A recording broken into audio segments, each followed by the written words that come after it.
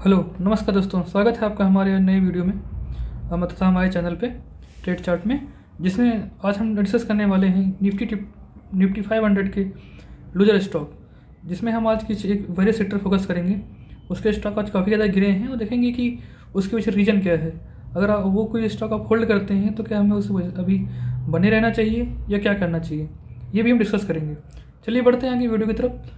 इससे पहले मैं आपको एक चीज़ बताना चाहूँगा, अगर आपने इस चैनल को सब्सक्राइब नहीं किया है तो इस चैनल को सब्सक्राइब कीजिए और इस वीडियो को लाइक ज़रूर कीजिएगा और अपने दोस्तों को शेयर कीजिएगा अगर आपको अच्छा लगता है तो बढ़ते हैं अपनी वीडियो की तरफ। जैसा कि आप देख पा रहे होंगे, यहाँ जो मैक्सिमम आज स्टॉक गिरा है वो 6.83% गिरा है।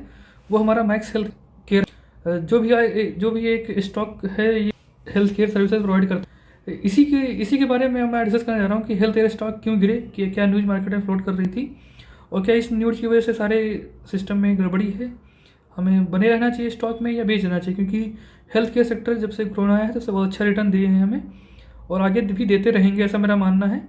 तो आइए देखते हैं। दूसरा जो स्टॉक है आप देख पा रहे होंगे, ग्लोबल हेल्थ केयर है। ऐसे ही नीचे बढ़ेंगे आप तो आप रेनबो चाइल्ड्स का है, अपोलो हॉस्पिटल है जो कि 4% गिरा, रेनबो हेल्थ केयर 5% गिरा। ऐसे ही लगभग सारे स्टॉक जो थे वो 1-2% आज गिरे हैं हेल्थ केयर सेक्टर के। तो अब बढ़ते हैं इसकी न्यूज़ की तरफ जो आज मार्केट में फ्लोट की। ये हम आ गए हैं बिजनेस स्टैंडर्ड की न्यूज़ पे। जैसा कि आप यहाँ पे देख पा रहे होंगे, जो आज न्यूज़ फ्लोट कर रही थी इससे कार्ड, जिसमें हेडिंग है Max health care Fortis Apollo slump up to 9%, तो 9% गिर गए। इसमें सुप्रीम कोर्ट ने वार्न किया है कि जो slapping CGS report rates basically, तो ये क्या होता है ये भी समझेंगे। अभी जो 2 से 8% हमारे गिरे हैं उसमें मेदांता है, रेनबो चाइल्ड हेल्थ केयर है, सेलिबाई है, अपोलो हॉस्पिटल है, फोर्टिस हेल्थ केयर है, जो कि अभी नए लिस्टेड हुए हैं 1-2 सालों में।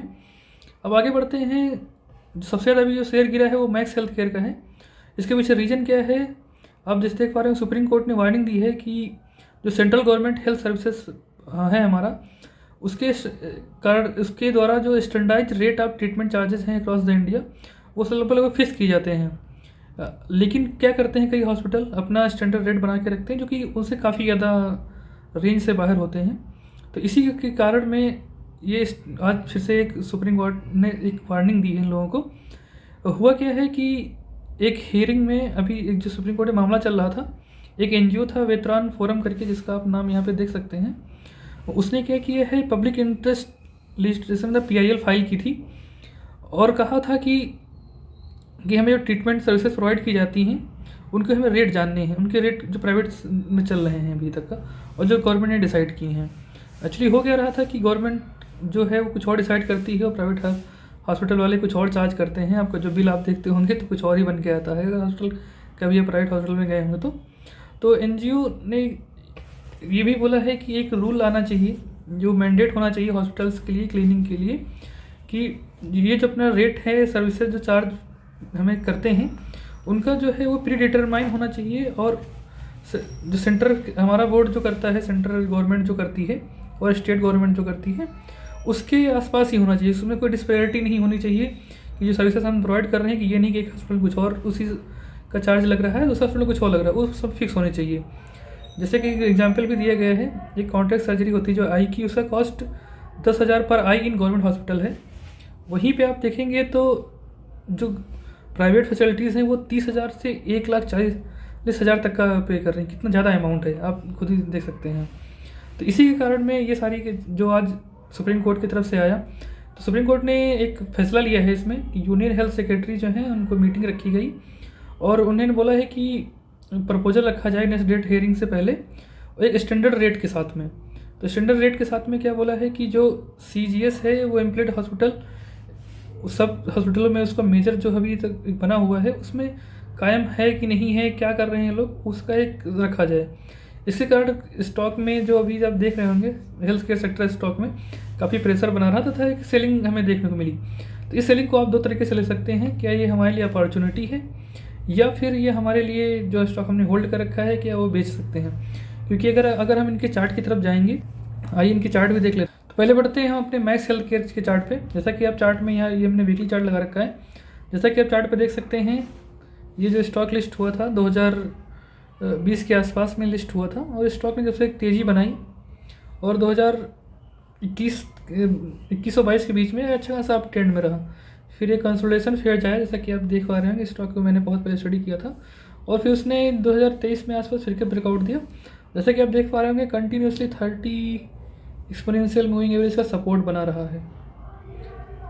ये काफ़ी अच्छे से काम करता है। तो अभी देख रहे होंगे स्टॉक काफ़ी उससे जो अभी इसका एवरेज है वो लगभग 680 के आसपास है, और स्टॉक उससे काफ़ी ऊपर ट्रेड कर रहा था, जो कि 900 रुपये तक ट्रेड कर रहा था। अभी वहाँ से रिवर्स लिया है, तो इसमें कोई घबराने की बात नहीं है। जब तक कि ये अपना सपोर्ट कायम है तब तक कि हम इस स्टॉक में बने रहते हैं। वो अच्छा खासा कोई वैल्यू अभी स्पाइक नहीं आई है कि जो कि निकलने का एक हमारा वो हो, तो इसलिए अब स्टॉक में अगर ख़रीदते हैं तो बने रहें। अगर आप चाहते हैं कि एक्यूमुलेट करें तो आप 700 के आसपास एक अच्छा एक्यूमुलेशन जोन है, तो आप इस स्टॉक को एक्यूमुलेट भी कर सकते हैं। तो अब बढ़ते हैं हम दूसरे स्टॉक की तरफ। इसी सेक्टर हम आ गए हैं अपने दूसरे स्टॉक पे, जिसका नाम है रेनबो चिल्ड्रन हेल्थ केयर, जिसमें यहाँ पे चार्ट पे क्लियरली दिख रहा होगा। ये स्टॉक लिस्टेड हुआ था अप्रॉक्स जून 2022 में। इसके बाद स्टॉक में काफ़ी तेज़ी बनाई और अपना 900 रुपये तक पहुँचा, और फिर से आके अपने वो 30 एक्सपोनेंशियल मूविंग एवरेज पे सपोर्ट लिया। ये लाइन काफ़ी ज़्यादा एक वीकली में सपोर्ट लेती है। जब भी हम वीकली चार्ट देखते हैं तो 30 एक्सपोनेंशियल मूविंग एवरेज काफ़ी ज़्यादा कारगर रहता है, सपोर्ट की तरह काम करता है हमेशा। फिर से स्टॉक ने वहाँ से तेज़ी दिखाई और अपना 1100 रुपये तक लेवल तक गया, फिर से उसको सपोर्ट लिया। फिर से स्टॉक अभी ब्रेकआउट जल्दी में दिया था, जो कि 1350 के आसपास था, और स्टॉक में अभी भी जो वैल्यूम आया था काफ़ी अच्छा वैल्यूम था उस टाइम पे, और स्टॉक में अभी भी एक तेज़ी बनी हुई है। अगर आप स्टॉक में लिए हैं तो बने रहें। अभी ऐसे कोई बेचने की अभी खास कोई चार्ट पे दिख नहीं रहा है, और अभी ऐसी कोई न्यूज़ नहीं, क्योंकि छोटी मोटी न्यूज़ तो आती रहती हैं इनका, और स्टॉक थोड़े गिरते हैं बढ़ते हैं। लेकिन अभी जो हेल्थ केयर में हमेशा है कि अगर आप 10 साल का लेके चलेंगे तो काफ़ी ज़्यादा इंडिया में अवेयरनेस आई है। जैसे जैसे पर कैपिटल इनकम बढ़ेगी वैसे वैसे जो नीड्स हैं लोगों को हेल्थ केयर की बढ़ेंगी, क्योंकि लाइफ स्टाइल काम होगा, लाइफ स्टाइल ख़राब होगी, ये सारी चीज़ें होंगी। तो सिंपल सी बात है, वो हेल्थ केयर सेक्टर तो ग्रो करना ही करना है। जैसे जैसे लोगों को देख रहे होंगे हार्ट अटैक आ रहे हैं, ये सारी चीज़ें बीमारियाँ आ रही हैं, तो एक हेल्थ का जो अवेयरनेस है वो बढ़ेगा इंडिया में, नो डाउट। वो हर एक जो भी इकोनॉमिक ग्रोथ में है फेज़ में, जैसे भी स्टॉक देख रहे हैं वो पर कैपिटा इन जो एक्सपेंडिचर होता है हेल्थ केयर में इंडिया में काफ़ी कम है। तो इसीलिए मेरा मानना ये रहेगा कि अगर आपने स्टॉक में कोई भी बने रहे हैं, मैं इसलिए 2 स्टॉकों को डिस्कस किया क्योंकि ये मेरे को काफ़ी फेवरेट है, और मैं इनमें काफ़ी SIP या फिर अपना इन्वेस्टमेंट रखता हूँ, तो इसलिए मैंने डिस्कस किया। बाकी भी स्टॉक अच्छे हैं, आप अपना स्टडी कर सकते हैं। इसी के साथ मैं इस वीडियो ख़त्म करता हूँ। अगर आपने चैनल पर नए हैं तो सब्सक्राइब कीजिए और बेल आइकन जरूर दबाइए मेरा जब भी नया वीडियो आए, और धन्यवाद।